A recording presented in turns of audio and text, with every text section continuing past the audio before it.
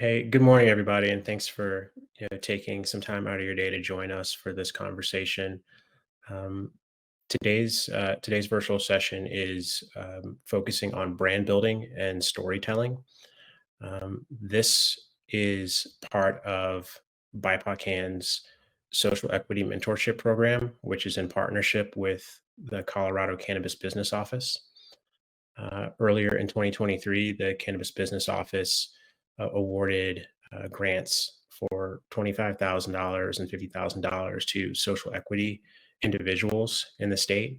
So some of the grant recipients are either operational, already in business, or in the process of going through their application so that they can get their businesses propped up, ready to go.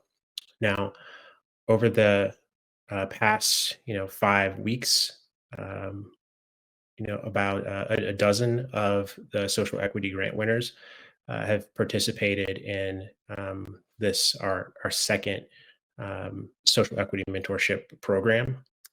For the first few weeks, the focus was on trying to understand each of the businesses' individual goals, some of their needs and challenges. Um, Part of our curriculum includes direct mentorship. So, based off of the goals and the interests of the participants, we did some matchmaking with a mentor for dedicated assistance. But we also have some structured curriculum. Now, for the first few weeks of that program, we were really focusing on the business foundations. So, trying to make sure that we can uh, help the mentees with things like accounting basics,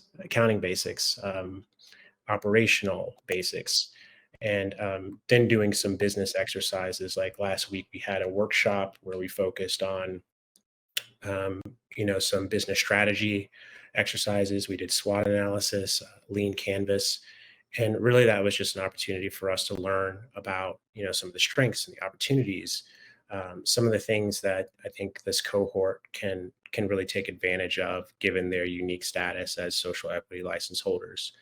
um, Today we're transitioning into the second phase of our program, which what we're going to be doing is trying to talk about some considerations for brand building and how storytelling can help grow your business. In the weeks to come, we'll be working in one-on-one and in group settings with the program participants to help them really craft some stories, some messaging based off of those goals and the insights that we learned a few weeks ago. And that's all leading up to, we're going to end up having some like a media day and allow, basically create some opportunities for all the participants to attend a local conference and some networking events. So, um, with that, thanks for bearing with me on that long intro. But today we've invited a few subject matter experts, in the brand marketing and PR space to help us just share some insights about um, how we can use brand building and storytelling to help you as like a new business owner.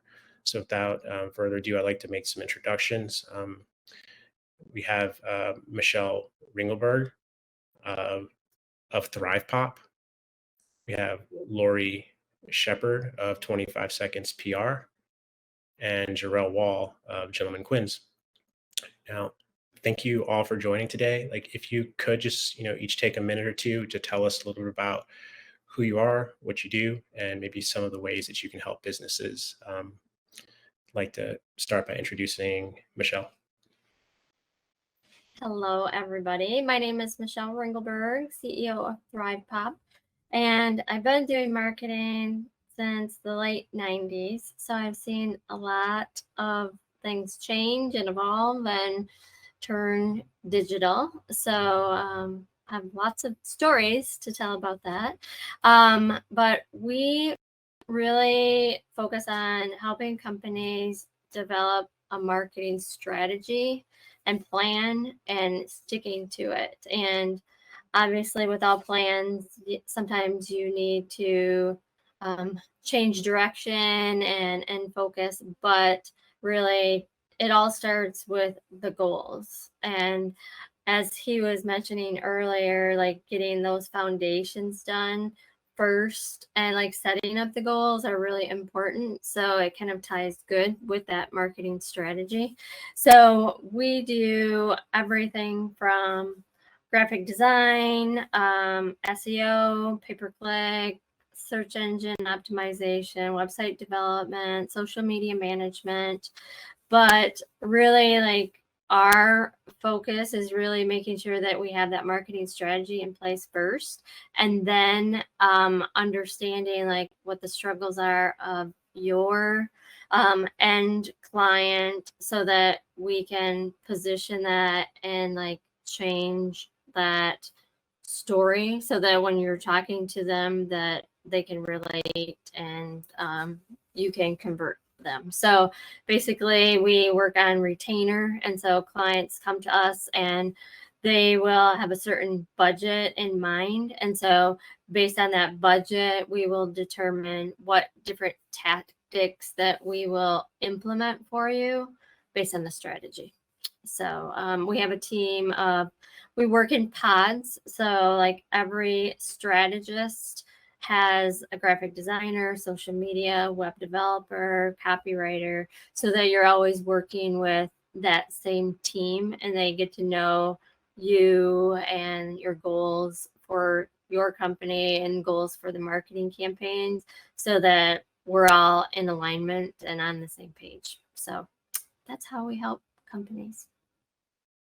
Okay. Thank you, Michelle. Lori, could you introduce yourself as well? Yes. Hi, good morning, everybody. My name is Lori Shepard. I am the founder of 25 Seconds PR. I am based in the San Francisco Bay Area and founded the business in 2014 after having worked in a corporate environment in marketing for gosh, I don't know, 12, 15 years.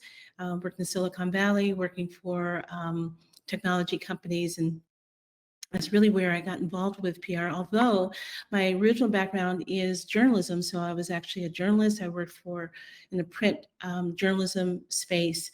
So it's a perfect marriage. I think about the marketing work that I did for Hewlett Packard, and then I didn't mention that before, but I was working for Hewlett Packard, and I worked for another company called Intuitive Surgical, and I did do some public relations for them. But when I think about the work that I do for 25 Seconds, it's really a perfect marriage between that corporate environment and the marketing and the journalism experience, excuse me. So what we do at 25 Seconds is come up with get a good sense for where clients are in terms of what they're trying to achieve and getting their stories out there. And public relations really is all about storytelling in many ways. It's really about ways that you can get the media to talk about your company, whether it be the company itself, whether it be individuals at the company, whether it be widgets and products and services. It really doesn't matter. It's really about taking all of those special things that make your company unique, and then working with the media in a way that they can begin to tell the story. And there's kind of unique ways that we do that. And then the marketing part of it also includes outreach using all of the digital formats that are available, social media, blogging, and of course all the elements that go into making your blogs kind of stand out. So in a nutshell, that's what I do. It's really about getting stories out about clients that resonate in various outlets, whether it be broadcasting outlets, whether it be newspapers and magazines, those kinds of outlets. And then of course now with this podcasting, which has become really huge and very important part of that. Those are all of the spaces that I kind of delve and interact with. So very easy way that we interact with clients based upon where you are. And we kind of look at that and just kind of get started based upon that. So really excited to be part of this discussion. I think I will be able to shed a little bit of light on some of the storytelling tactics that can be used to kind of get your story out, and some ways that you can do that. Maybe just some things you can even do yourself, as well as maybe working together if you were interested in working together at some point. So that's me in a nutshell. All right. Thank you, Lori.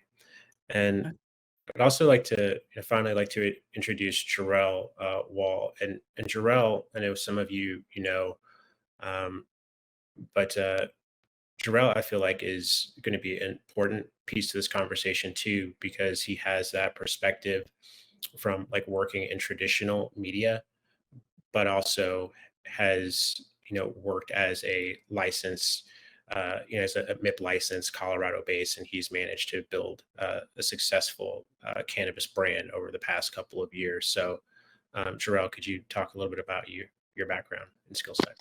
Hey, good afternoon, everybody. I'll be completely honest. I'm always appreciative when Ernest invites me to these things. I'm on a panel of some giants right now with Miss Ringelberg and Miss Shepard, so I'm going to learn a good bit myself. I'm Jarrell Wall, CEO and creative director of Gentleman Quinn's Blunt Company. We're a pre-roll manufacturer, licensed in Denver. We've been around since 2015, so it's been a long journey.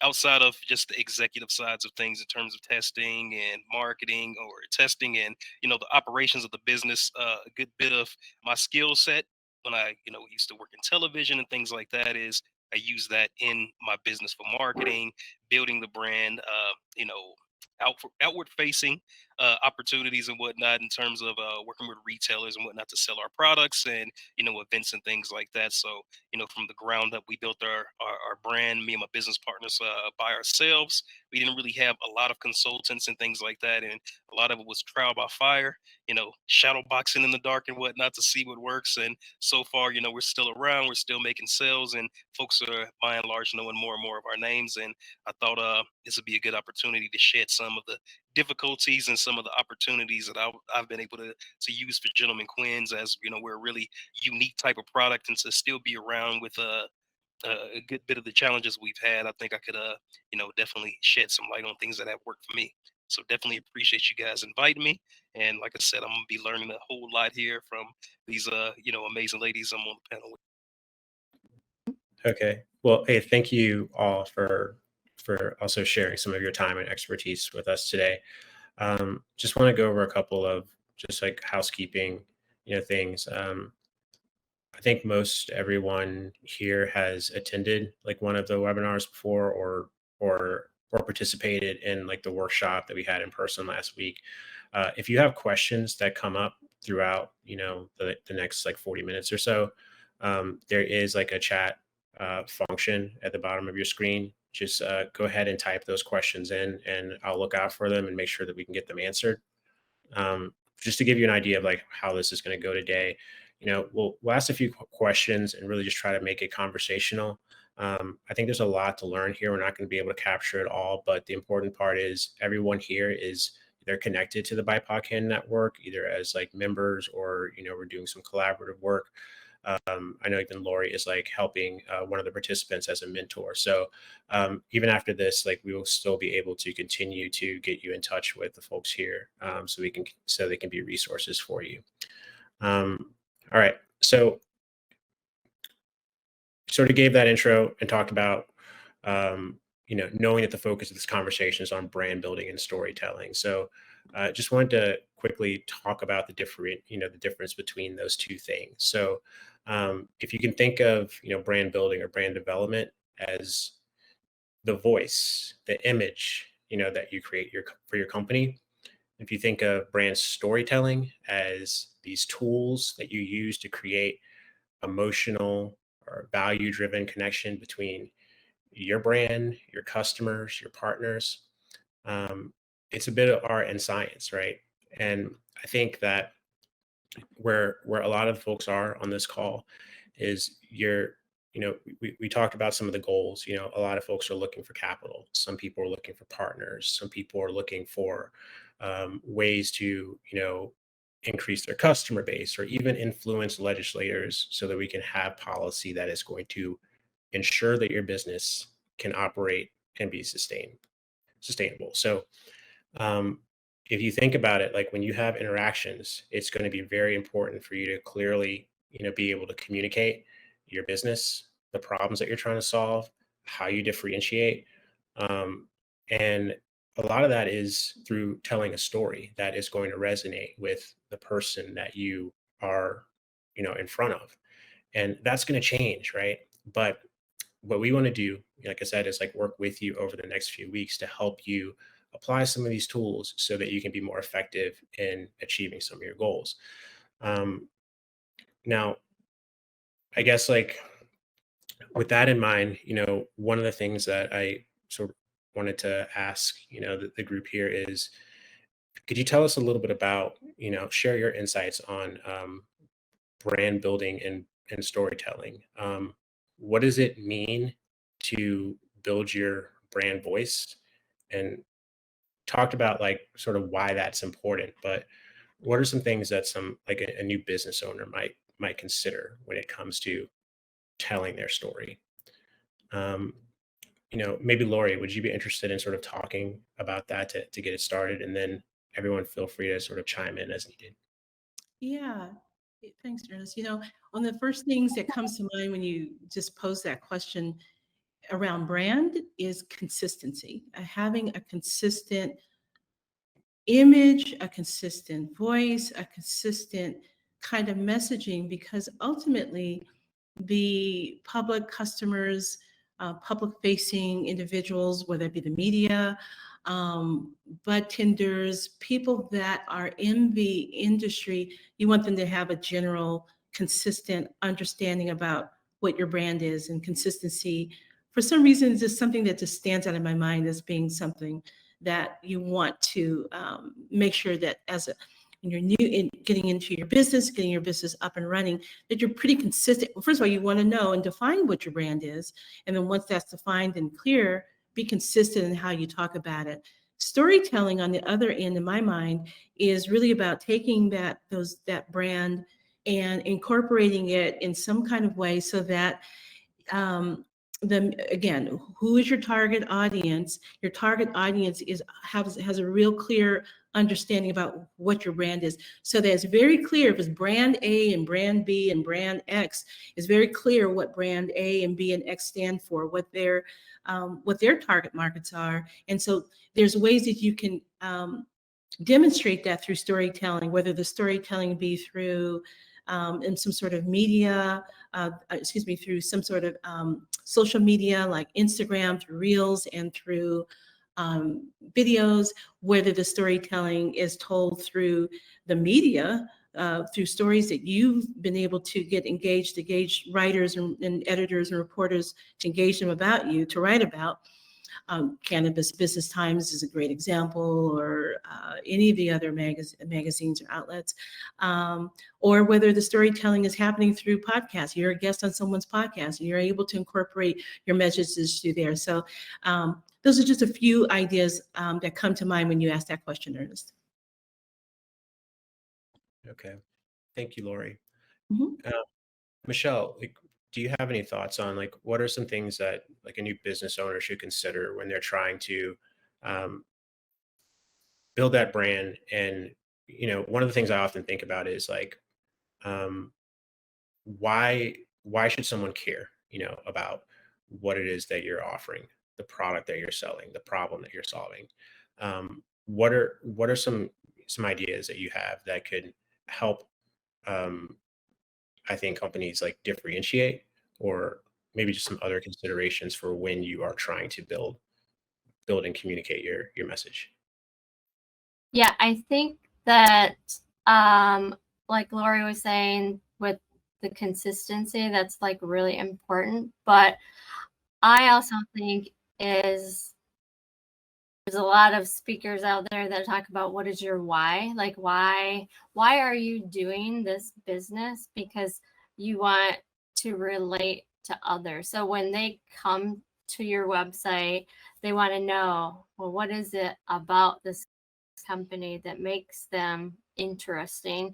And by you being passionate about something and being able to tell that story, I think that is like what is really important and helpful, because you've been to a lot of different websites and you go there and you're like, I still don't know what they do. Like, I don't know why they're here, and you really need to make sure that you can tell that like immediately, like when you get to a website, say, hey, we do this, and here's why we do this, because we're passionate about this, or because cannabis impacted me, because my child, had this disease or whatever. And so now I have decided to start this company and help other people that are having that same type of issue.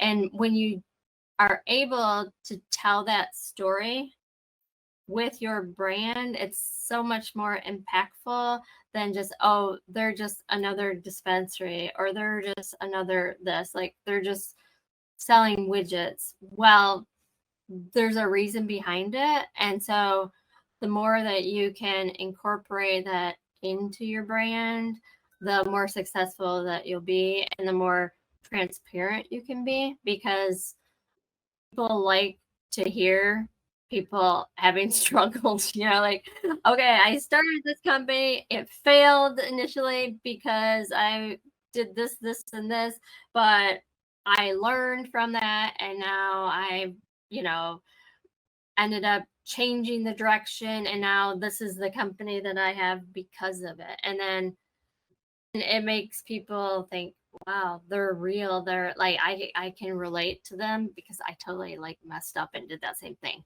and so I think that like the combination of the two, like having that brand and then also like telling the story of why you as a business owner decided to do this company, I think that's what really makes the perfect like balance and the most successful. Of that. Thank you. Jarrell, do you have any thoughts to share on um, on that same type of question about considerations for brand building? What's going to be important for somebody that, I mean, you've been there. So, uh, what do you think is going to be important for, people who are within like their first 1 to 3 years of business in Colorado trying to create a brand? I could definitely echo what everybody said here in terms of consistency. It's really important to have consistent messaging, consistent imagery. Uh, what I notice a lot of the times with folks pre-business or pre-revenue, getting into business and things like that, and obviously with podcasting, just putting themselves out there, a lot of the times they put themselves in front of the brand. So I get on different accounts and whatnot, I hear about someone, hear about a new product, and I look for the product, but I usually see more of the story than the brand itself.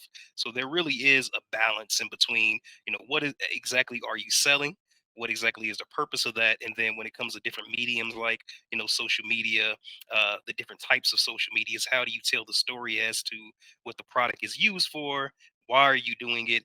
And a lot of the times those are two different things in terms of how the product is to be used, the experience you're trying to have somebody in when they actually buy the product, and exactly what your specific story is as to why you're in the industry and why are you, struggling in the industry as everybody else is. So I think it's really important to one, when you're first getting into it and you actually have a strong view of what your products and things are, you're not going to get it all figured out all at once. It took us a long time to actually figure out the theming, the branding, the consistency.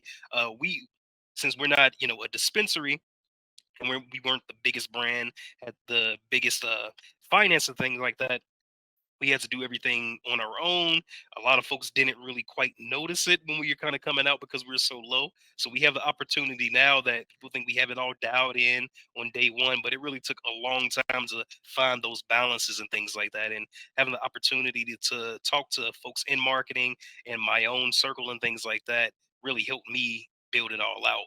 But in terms of branding, storytelling, those are kind of separate things. But in terms of, you know, building the brand, having folks have an identifiable, logo, identifiable products, know exactly specifically what you're doing differently, and then the storytelling as to how to use the product, where those settings need to be, and why you're, specifically in the industry and things like that. It's really a decent balance, but I wouldn't expect to have it all done at once. But it's really important to get it to actually have energy onto it. Because I definitely know a few folks that, it's the business is important, actually selling, actually paying folks back is important, but it's also important to, build that brand specifically so you can have longevity. Okay. Yeah, thank you. That's great.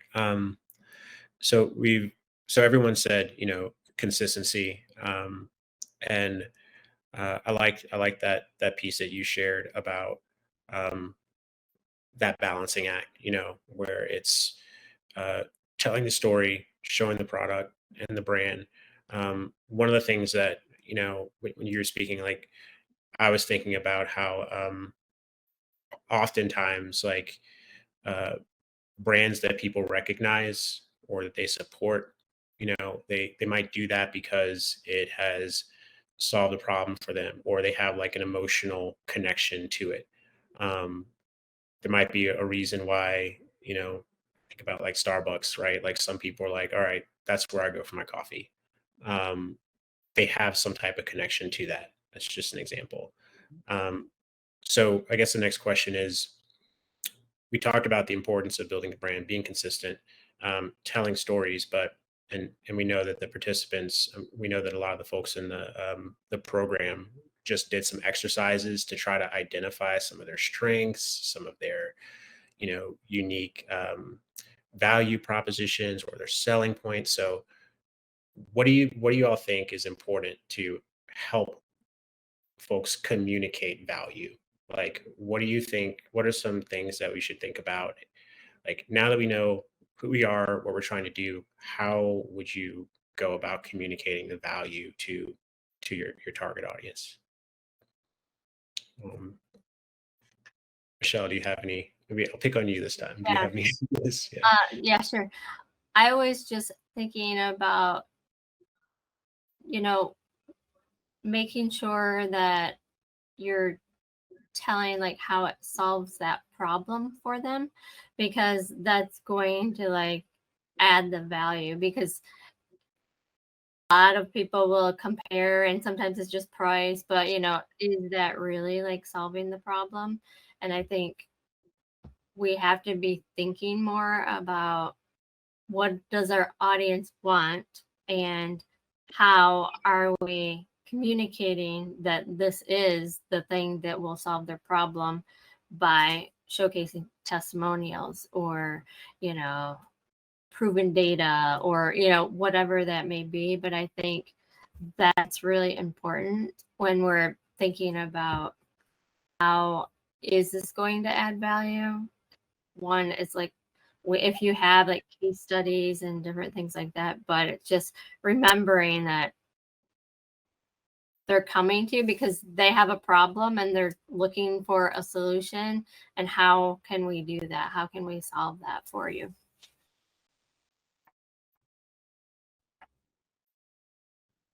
Yeah, thank you for that. Lori or Jarrell, do you have any thoughts on that too? Jump in. Um, you know, thing that Michelle said is so resonates, and I also can think of one of the things I like to do a lot is, and one of the things I used to do a lot that worked really well when I was in this corporate environment was to have individuals, people, actual human beings that are talking about what their experience is as a result of your product or your service or whatever it is that you're doing, because people can relate to another person. The example of the child that may be battling some kind of disease is a perfect kind of example of that. And I know we're talking about, we're in the cannabis space, but you'd be surprised how you can find a story that might be specific to your business, that's very relatable to somebody else. I think about when I was in this corporate environment and we were dealing with these big mainframe computers that most people didn't, layperson didn't really know what they were or what they did. And so we were trying to figure out how could we make that relatable. Well, we took that idea of these mainframe computers, and what that mainframe computer at the end of the day, at the end of, when you distilled it down to everyday experiences. Well, a mainframe computer in one particular case was actually was was responsible for the gas and electric systems of a city. And so we started telling stories and using these case studies from that perspective. The fact that the lights are on, the fact that the gas is easily accessible, that means you can operate a restaurant. It means that a family in a home can operate. There's dinner on the table, there's lights on in the ceiling. Those kinds of things. If you think about it, that's just an example. I think Nike, for lack of a better example, but I think Nike I love their advertising. They'll take a whole story about the Williams sisters, whether you know anything about tennis or not, most people know who they are, and kind of tell their story. They're not talking about shoes. They're not talking about equipment, but we know that these are things that they use, but they're telling this very engaging story about how they came to be. So the long and short of it is, I think that for new business owners and recent business new into the cannabis industry, think about some of the ways that your either dispensary might be touching maybe veterans that are dealing with PTSD, maybe talking about, if you're in cultivation, what that process is. I'm working with a cultivator right now in Washington State. And, we're just getting started on some storytelling around their family, and also look at some of the topical things that are going on. In their particular case, this is a Black-owned cultivation group, and what we got coming up next month. Well, we have Juneteenth coming up next month. It was really important. We can find a way to tell interesting stories about current day Black farmers, and then kind of somehow relating that to the history of our history in this country and Juneteenth. So that's kind of a long-winded way of answering your question, but I hope that gives it kind of some ideas about how you could approach it. It's great information. I think a good bit of what I got from that is storytelling. Yet again, consistency in storytelling, and getting the idea of what the brand and the products are. Just based on use and folks within the business. I think for me, I tend to find what we did successful was packaging, or was how the product was kind of presented to people. We didn't change based on whatever the new tide of the day was, when they came out with the different packs and things like that with cartoon characters and pre-built brands that they just slapped their own names on and things like that. We did something completely different that was a little bit out of the ordinary in the industry, that seemed a bit unpractical, but it kind of lended itself to tell its own story in that way. So I think, it just the attention to detail when it comes to what the products are and things like that, and how consistent you are with standing on it as opposed to switching whenever the new tides come up, that builds this perceived value as well. And a lot of it is perceived value, in terms of, as speaking about Nike and things like that, why is a Nike better than a Puma or a Payless shoe? It's perceived value and the storytelling they've done and throughout the marketing that, gives you the idea that this is a better product, regardless of how it feels to you and things like that, just based on how everyone around you is feeling about those products and things like that. So perceived value is really important. Educating the customer on the basic points of why you're doing things. I'm a product manufacturer. I'm not a dispensary, so I'm more than sure that when it comes to dispensaries, it's a little bit different for a retail shop to bring folks in to sell products, as opposed to a brand that specifically is doing one specific thing. There's reasons why we're doing the specific thing. If it's the procurement of the product, if it's the process of how you're making the product, if it's the lack of the product's type in the market itself that brings this value. Specifically for us, when we came in, there weren't any branded pre-rolls. There weren't, by and large, any blunt type products in the industry. So we saw that as just an initial problem in itself, because cannabis and blunts, or cannabis and joints and whatnot, are more synonymous than anything compared to cannabis and gummies. Now, obviously, today, those are a kind of a completely different thing because it's so ubiquitous now. But we saw that as a void in the market. So the perceived value and having that on shelves and whatnot lended itself to what we were trying to do. So I definitely think the attention to detail, long and short of it is Lori said here, is kind of what I'm getting at. Yeah, thank you. Go for it. Oh, I was just gonna say, like, when you were telling about the packaging, I think that's so important because, like, as a consumer, when you're sitting at the pharmacy and you're trying to decide between cold medicine, you're like, well, I don't know, like, that one just looks nice and it looks like it's going to be more effective versus the black and white generic unbranded, and it's just like, well, I know it's like $3 more, but it just looks like it might do it better because it looks cool, or it looks nice versus this, black and white.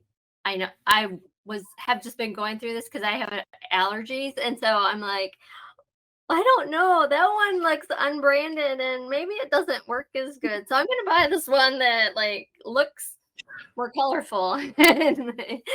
It may not be more effective, but I don't know. It just makes you feel like, I mean, that's just really important. The branding of the packaging and how are you presenting yourself or your product is important.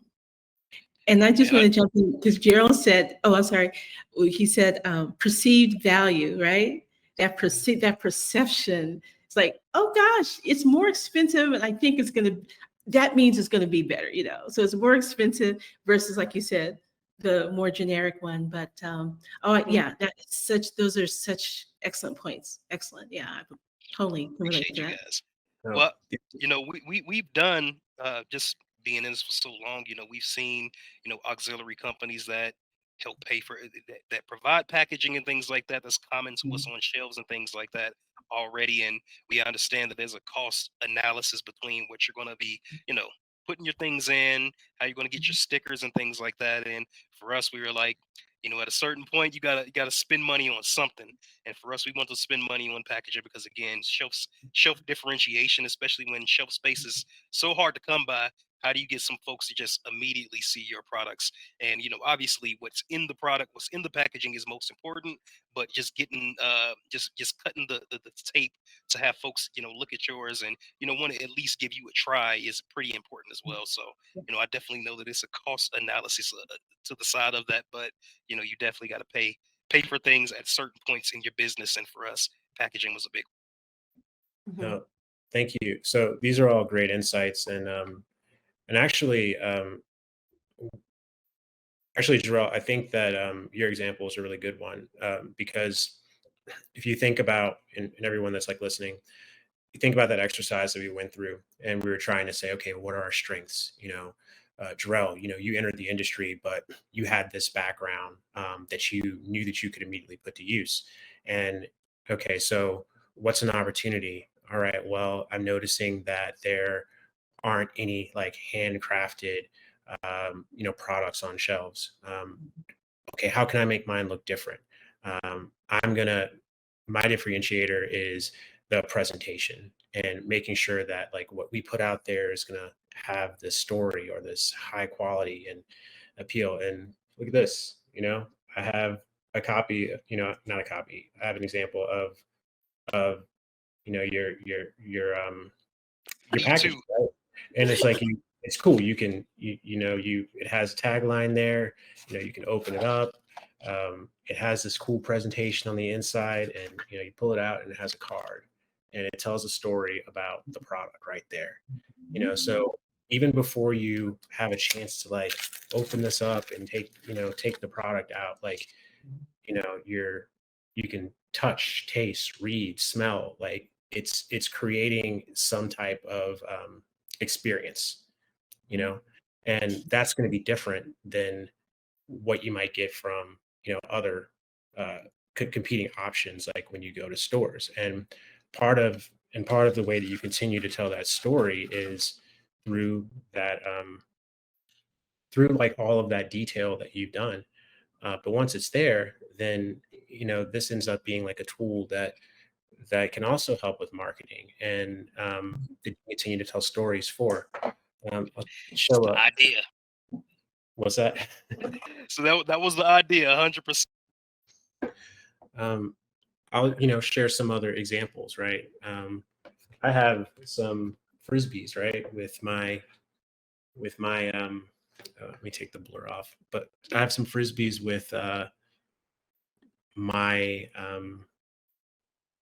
logos on them, right? And I'm gonna take the blur off here for a second. Okay. And there's a story there. I've played frisbee, for 20 years, and this is something that's important to me. But you look at like BIPOCANn, like that means something. We were trying to find ways to connect the BIPOC communities to the cannabis industry, and even this, which sort of looks like a figure eight, it's sort of talking about how you have this we have this potential to have a better, stronger, more impactful industry if we can integrate those underrepresented communities. And it even has like a gap that talks about like the barriers that these folks are currently facing. And I can look at that, and people may not see that, but that's something. It's a story that I can tell whenever I talk about the brand. And then one of the things that we did was make sure that we had our mission pillars: visibility, representation, and equity. So anytime someone sees this on a badge, uh, it's talking about what we do, and our supporters of this are supporting these pillars. So you can create a lot of different like subtle things, sort of like how Nike has that swoosh and the just do it, and there's a story behind that too. But part of that brand building is like, okay, what can you do that's going to differentiate your products, sort of integrate your personality, like the things that you do differently or better than others, or solving a problem, right? We knew that there was some of those gaps in the industries, and we were sort of setting out to solve those problems. So I just wanted to share that. Oh, I think we have a couple questions. Someone asked, as a farmer who sells bulk quantities to dispose, how can my product stand out to the consumer through packaging? Um, any thoughts there? I'm not sure if anybody wants to take this, but I could, if I'm being honest, I could speak to my type of product. I've been so delved into the pre-roll space for so long. That's I'm really myopic on that when it comes to not even our specific products, but packs and things like that. So I have a lot of thoughts on my sector. Uh, but I do know Rayshawn. I do know your brand and things like that. Your great flower, and I do know your logo. And I think you know, I couldn't quite say much about packaging because I'm not quite on that side of things. But just in terms of your brand, the giant dinosaur is Growzilla 5280 and things like that. There's definitely a lot of opportunities to, brand that specifically, go to dispensaries and whatnot and show the dinosaur in some different ways and things like that and differentiate yourself based on, your farm and stuff like that. So, just a quick things that come to mind, but, specifically on packaging as you're doing it at scale, uh, I'd say definitely look at what's already on the shelf. What's because again, Colorado's based on the vertical integration, so you're already competing with different products before you can even compete to the marketplace. So it's really important to kind of see, and that was a big thing that we did. We went to all the dispensaries that were near us, kind of see what's on shelves and whatnot, kind of seeing what marketing and what talking points were out there to kind of differentiate ourselves based on that. So you obviously have the opportunity to do that as you're on shelves and you're actually in stores. Just doing that market research to see what actually does sell and how does it differentiate with the brands that are actually being sold by the dispensary from the dispensary. It's my best advice off the top of my head. Mhm. Awesome. Yep. I could just add one thing also is, what is it that's unique about your cultivation? Is it organic farming?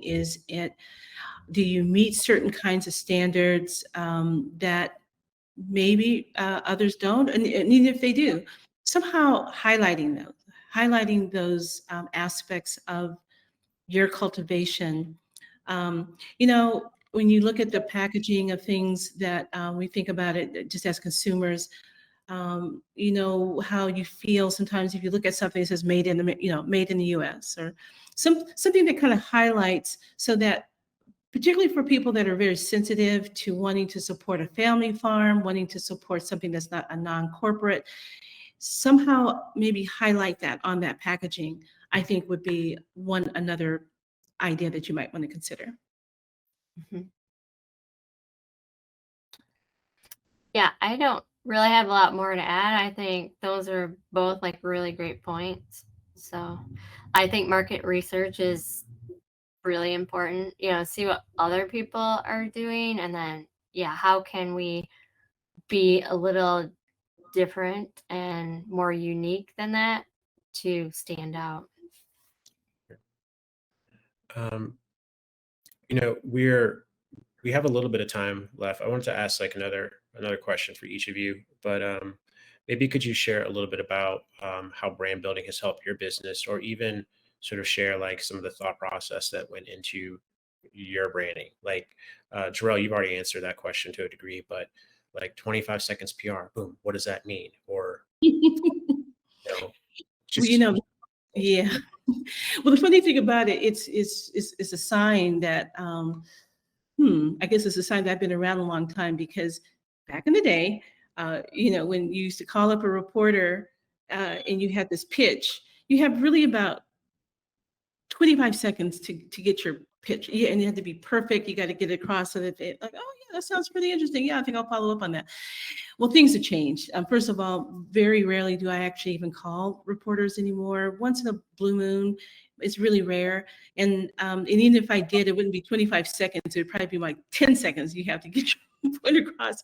But I think the main thing I wanted to convey is that there's a swiftness to what we're doing. There's a swiftness to getting your story out there. There's a swiftness and a fast quality to the process. The process is a fast process. And usually when I'm working with clients, we're going to jump right in. I'm going to usually, let's do this tomorrow. Let's do this, by the end of the week, let's do this next week, so that there's a feeling that we're getting to a end result without having to wait for a long time. Sometimes sometimes there could be a misconception about marketing, sometimes a misconception about PR.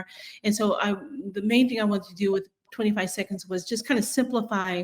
This is a swift process. This is a fast process. So that's what the thinking that was involved in that. Yeah, I could Like, I guess it's two questions here in terms of how has branding helped the business, and then how did you kind of come to that conclusion? Branding's definitely helped our business by being able to differentiate. When there was a void, there was no other products kind of like ours, and now there's a ton of products like ours, and there's a ton of products not necessarily packaged or look the same way or marketed like ours, but just the essence of a product. There's a lot of them now. So when we kind of came in, we were kind of first to market with a few things, and we were dissuaded a lot of different ways from a lot of different people saying that this wouldn't work. And that basically just kind of showed us that, it's the same principles with any type of business, any type of industry. When there is nothing, it freaks people out, or folks just kind of go with what they know. So you kind of have to build in darkness, and then once folks kind of get it, you get the pat on the back, like of course it was going to work. But we were dissuaded a lot of different ways. But obviously for us, brand building, it definitely helped us get shelf visibility. It definitely helped us when it comes to other brands in cannabis. Well, I say it like this in terms of how we got this methodology started. I'm from the television world. I'm a creative. I was a professional creative in corporate, and by and large, that career path is kind of the same thing when it comes to marketing. Folks don't really think that it's necessary. They think things sell by itself. They think, oh, you could just do one or two things, chat GPT, we could just get it done really easily. So I've always had in my career having to build my own value and explain to folks why it's important to have marketing, why it's important to have graphic design, audio production, and things like that. So when I got into the industry, a dispensary asked me, we need help with magazine ads, we need help with product labels and things like that. So I had the ground floor during the medical days of basically just kind of seeing what was being done, looking at magazines, and by and large, a lot of the ads were just photos of plants, green crosses. All the names were all the same, so it was pretty easy to look at the landscape and say, there's a lot that could be changed here. And then one thing that we definitely noticed was once we go out of town, folks come to visit Colorado, they visit California, they keep all their jars that they bought weed out of from the dispensaries. So we were like, well, this is a completely incredible marketing space because folks are just going to keep it around. So we wanted to, as you're saying, Ernest, when you show the boxes, this is exactly what we wanted to do. Have folks keep it, make it such a ubiquitous part of their homes that it'd be like a nice little thing they could use outside of the product itself. So we wanted to basically just have something that wasn't being done in the industry. It was a lot of landscape, and we're not even 15 years in the industry right now. There's still so much to be built out. There's so many things that I don't know about the industry and marketing and learning in this conversation that can be implemented in the future. So that was kind of a bit of the methodologies, kind of seeing what was marketing, what was already being done, what landscapes were available to us, and just going full fledged. And by and large, what we notice is a lot of it's based on what value can these things bring, and a lot of it's nebulous. A lot of marketing is like you're not going to see the data today and tomorrow. It's going to be a consistent thing, and if you're able to keep it up, you see that value over time. And for us, since we're independent, we've been able to put our own money in. We've been able to see the value in over the course of years with the consistency we've been doing it. But brand building has been very important to differentiate our products on shelf. Mm-hmm. Yeah, and like for us, when I started ThrivePOP in 2017, and when I started it, I started thinking back, what is it that I really liked doing? And it really was helping companies grow and thrive. And obviously, with great design and visuals, your ads will pop and be the one that are going to stand out. So that's where we came up with the name ThrivePOP. And whenever we're out at trade shows or something, people always will come up to us and say, I knew you had to be a marketing agency with the fun name that you have. And people just really love the name because it is fun, and fun's one of our core values as well. And a lot of people in marketing, you're not going to go to like a marketing agency and say hot pink and purples, and I mean, that's not like a typical, I don't think. But when you go to our website, like, it's a fun, like, interesting, like, website that ties with the fun name, and so it's just all encompassing.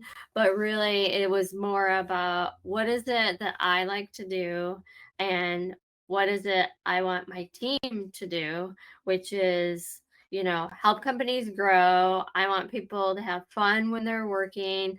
I'm pretty transparent, so I want to make sure like anybody on my team is transparent. I'm very transparent with our clients, and hard work, and just having helping clients is really what it's about. And so that's kind of how the evolution of our brand came to be. Great. And actually, I hadn't heard about ThrivePOP until I was walking the floor of BIPOCann last year. And for anybody that's been there, it's a huge space with like thousands of over 1,000 exhibitors. And I probably walked down maybe like 7 or 8 aisles, and I could see your booth out of the corner of my eye, and it caught my attention. And I'm like, I got to check that out. And I walked meet members, and I was like, yeah, this is cool. They need to be connected to what you just said about like, okay, how can we be different? How can we like make sure that our brand pops and it stands out? And it caught my attention. So all right, so we've talked about like some ideas today that can just some considerations, like um, how can we create value? What are some things you can do different? We talked about some very specific things like, showing you examples of like, packaging and products that speak to, your brand and the uniqueness of it. And those are the things that I believe are going to be really important, for, the mentorship cohort to work on over the next couple of weeks. The last, question I just asked a few minutes ago when we asked people to basically say, okay, how has brand building helped you? Uh, Everybody basically went in and told their story. Like, this is a problem that I saw. This is how I wanted to approach it. This is an insight that I saw, and I knew that there was a gap that I could solve for. We've identified a problem, wanted to come up with a unique way to solve it, and then we put a business around that. That's exactly like what we're going to be working on over the next few weeks. So thank you all because literally as we were talking about that and you were sharing that background, you were telling your brand story, and it gave us like some insights into what makes your businesses unique. I'm gonna try to share my screen real quick.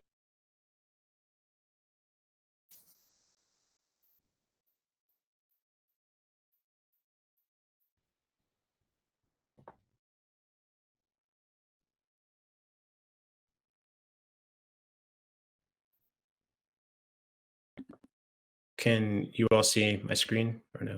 Yep. Yep. Yes. Does it is it showing like the storytelling framework? Yeah. Okay. Yeah. So for all of the for everyone that's participating in the mentorship program, you have your program workbook, and one of the things that we're going to work on over the next couple of weeks is to try to build like our storytelling framework. And these are just a couple of examples that are going to try to help you, take some of those insights that we talked about, uh, at the workshop and the webinar, but really think about, okay, well, like Jarrell said, and like Michelle and Lori said when they were talking about, oh, I noticed that this was a problem in my specific industry or within the marketplace. So once upon a time, there was boom, this problem, and every day or over time, I noticed this. Then one day we did this, and because of that, this happened until finally we are here. So we just had like this little, please reference that. We'll do some communications in the networking app, so we can answer questions and things like that. But we'll be working with you all over the next couple of weeks to sort of use this as like a framework. There's another framework too, which is really about the features and benefits, and I like this one too because this is about like the what are some of the things that you're trying to solve for? Um, so some of the businesses that are operational right now are delivery, right? So maybe you might say, okay, well, the feature of my business is that I deliver cannabis to people. Okay, if that's the feature, then we ask, okay, so what? What's the benefit? So maybe the benefit is I'm saving people a lot of time and convenience because I'm bringing their cannabis products to them directly. And then we try to take this formula and we flip it on its head, right? So it has some examples here, but I think that is going to be a way for you to start to apply, some of um, um, to really try to think about like some of the problems that you're trying to solve for your customers, and then to try to like use this exercise to map out the beginning of some stories around that. Mhm. Okay. Mhm. um, a couple of things. Actually, one example that I often think about is one of the cohort members is Michael Diaz Rivera, and he runs Better Days Delivery. And I swear, like every time I see Michael, either in an email or posting something on social media, he has a tagline that says, "Better days are on the way." And I think that that's like a great example of being able to try to um, be a differentiator, or to let somebody know about uh, the product or the service that he's offering. And I might even challenge Michael to think, even deeper about what that means. So better days are on the way. Maybe that is, um, resonating with folks who have been, formerly incarcerated, that have, that are going through the process of applying for a social equity business. Better days might be this opportunity to participate in a new market, or it could even be for the customer. It used to be that I had to get my weed from, somebody, and it wasn't very reliable, but I would try to call up for, delivery, and maybe they show up on time, but hey, better days are on the way. Now I can call and these people can bring it to me right away. So just sharing some ideas there. Mhm. Um, all right. So I think we're sort of approaching the end of the call. I just wanted to see if any of the presenters have any last words to share about considerations for brand building before we say goodbye.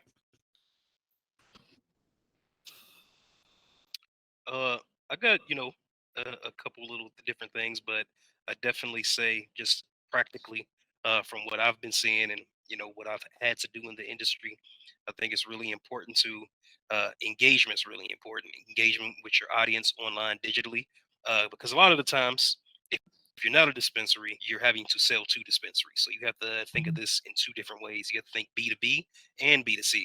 Uh, because a lot of the times dispensaries by and large, being that they sell their own products, uh, they don't necessarily see the inherent importance of branding to customers because you have to come to us to buy your products. We'll tell Mhm. you everything once you're inside.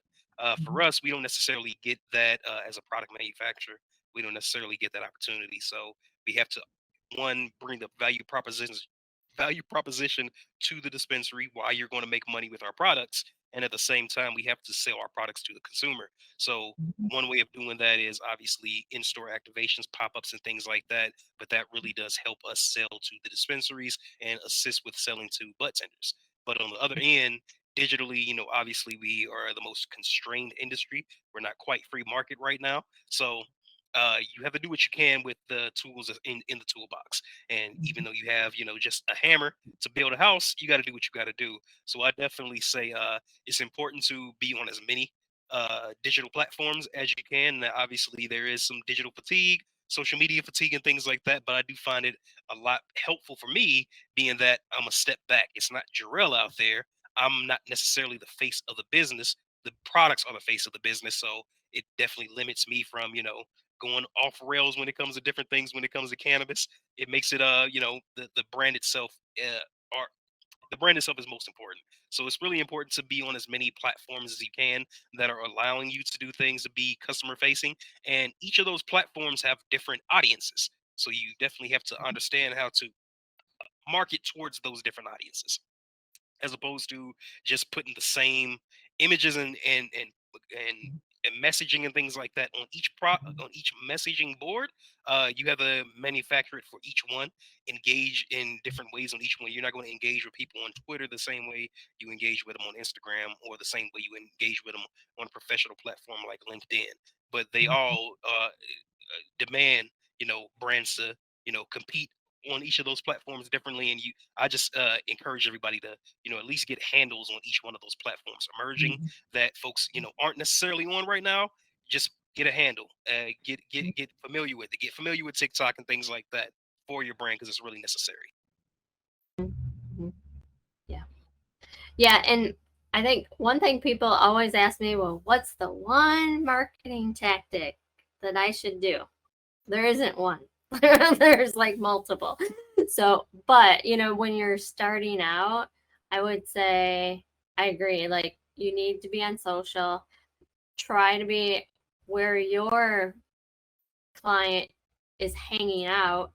That's where you need to be. Like, is it B2B? Okay, then LinkedIn. Is it B2C? Instagram. So whatever those are, be where that audience is at, so that you can start developing this relationship and talking with them, and um, do a lot of those when you don't have like a big marketing budget, do those things that are inexpensive, like social, email, any of those things, networking, events, just the more you can get involved in different associations and become like the expert in your industry, that's gonna really help like elevate you and elevate your brand.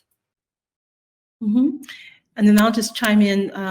As the last head here, talking head, I would recommend get out there, believe it or not, and see if you can make some contact with one of these reporters, one of these writers. So if you, whatever outlets that you read, they're talking about the industry, they're talking about this dispensary, they're talking about this cultivation. It's usually not very difficult to go, and sometimes these outlets will have a page where they list the writer and the name of that writer and the email address for that writer, or there you can usually track that person down through their Instagram and just reach out. You'd be surprised and say, hey, my name is Lori. I just started this cultivation company, or I'm based here in the city. We've got a new dispensary. Would love to just talk to you about our journey and tell you that story that we have to tell, which is we think is compelling enough that would engage your readers. Or if it's a podcast, hey, we'd love to be a guest on your show. We have a lot of things we can talk about. You'd be surprised at the kind of response you get. Sometimes there may be no response, but it doesn't mean that they're not interested. It's only usually means that they are just inundated. And sometimes the thing about the squeaky wheel, the person that's raising awareness, the person that's saying, hey, take a look at me, sometimes we'll get that attention. So that's a recommendation. It's something you can think about doing. All right. Hey, thank you all for sharing with us today. If you could do me a favor and just type in your contact information in the QA, just so everybody has access to that. We'll also, make sure that we can, follow up so that the program participants know how to get in touch with you as well. But okay, so I'm going to go ahead and, yep, I see Jarrell, you got yours in there. Okay, perfect. All right. Well, everybody, thank you all for attending this this session today. I hope you found it to be insightful, and for the program participants, like I said, we'll be in touch. Before the end of the week. We always send out those emails at the beginning of the week too. But we have some activities that are coming up. In about a month, we have that media day. So there is some work that we want to do before we get there just to help with the storytelling. And we want to make sure that you can get connected to the folks here on the call and take advantage of some of the other resources that we have in the network so that we can help you get your stories told and communicated out there. So thanks again, and we will be in touch soon.